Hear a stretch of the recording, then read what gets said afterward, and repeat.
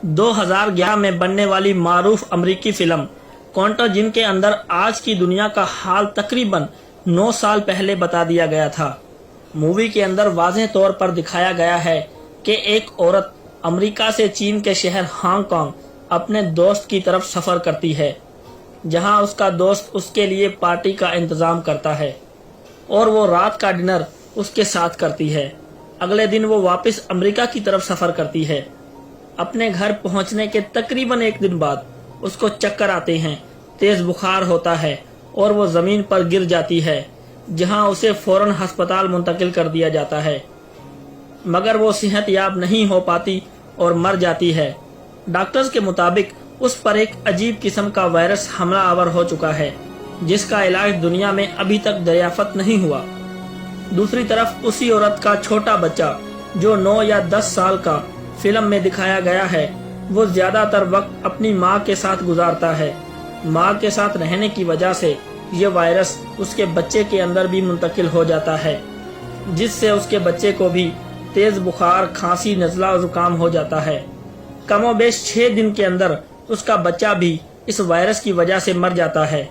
Doctor फौरन उसके बाप को गिरफ्तार करके क्वारंटीना में मुंतकिल करते हैं, जहां उसके मुख्तलिफ टेस्ट किए जाते हैं और जांच पड़ताल की जाती है कि उसकी बीवी ने कब, किस वक्त, कहां सफ़र किया, उसका बच्चा मां के साथ कितने दिन रहा।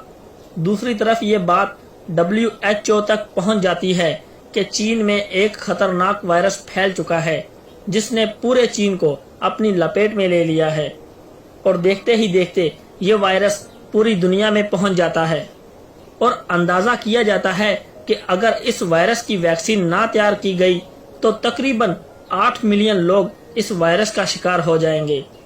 WHO हंगामी तौर पर लोगों को एहतियाती तदाबीर अपनाने के लिए अपने घरों में रहने और लोगों से दूर रहने की हिदायत शुरू कर देता है, जबकि फिल्म में वाज़ेह तौर पर बताया जाता है कि पूरी दुनिया के माशी हालात बिगड़ चुके हैं और लोग इस वायरस से मर रहे हैं।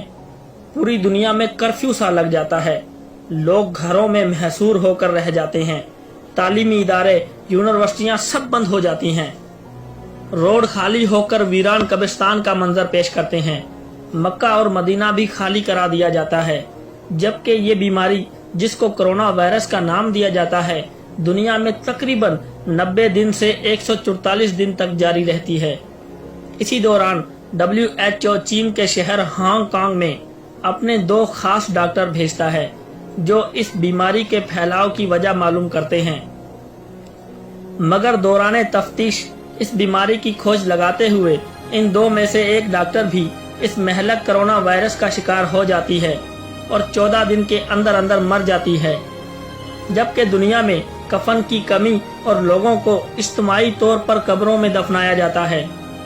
144वां दिन WHO कोरोना वायरस के खिलाफ एक वैक्सीन तैयार कर लेता है, जो तकरीबन 90 दिन के अंदर पूरी यूरोपीय दुनिया के अंदर पहुंच जाती है। उसके बाद वो एशियाई ममालिक की तरफ भेजी जाती है। वैक्सीन इंसान के नाक के अंदर डाली जाती है, जो फेफड़ों में जाकर कोरोना वायरस के जरासीम को खत्म कर देती है। मगर बीमारी किस वजह से फैली, इसकी खोज डॉक्टर्स और साइंसदान उस वक्त लगा पाते हैं जब उन्हें मालूम होता है चीन में एक चमगादड़ ने केला खाया और वो आधा केला चमगादड़ के मुंह से नीचे गिरता है, जिसे पिग खा लेता है।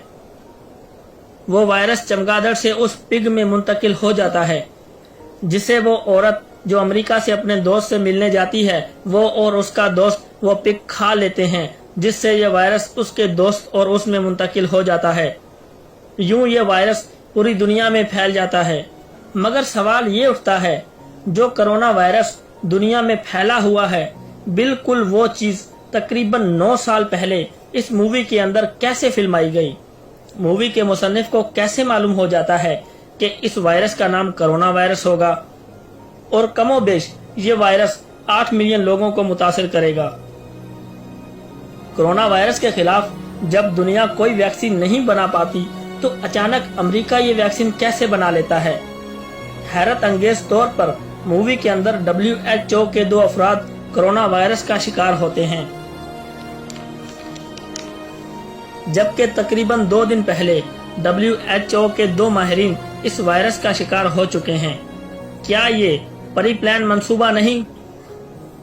کیا یہ وائرس چین کے اندر ایک خاص منصوبہ بندی سے نہیں چھوڑا گیا؟ اگر اس کا جواب نو ہے تو پھر کیسے 9 سال پہلے بننے والی امریکہ کی مووی دنیا میں سچ ثابت ہو رہی ہے؟ کیسے ایک امریکی مصنف اپنی کتاب اینڈ آف ڈائز کے اندر یہ انکشاف کرتی ہے کہ 2020 میں دنیا کے اندر ایک مہلک وبا پھیلے گی جو اچانک پوری دنیا کو اپنی لپیٹ میں لے لے گی، اور اچانک سے یہ وبا دنیا سے ختم ہو جائے گی، اور تقریباً 1 دہائی بعد یہ بیماری دنیا پر پھر حملہ کرے گی۔ یہ سب کچھ پہلے سے امریکن مصنفین کو معلوم ہونا، کیا یہ محض اتفاق ہے یا امریکہ کا سوچا سمجھا منصوبہ؟ معلوماتی ٹی وی کے ساتھ رجب عکاس کو دیجیے اجازت۔ اللہ حافظ۔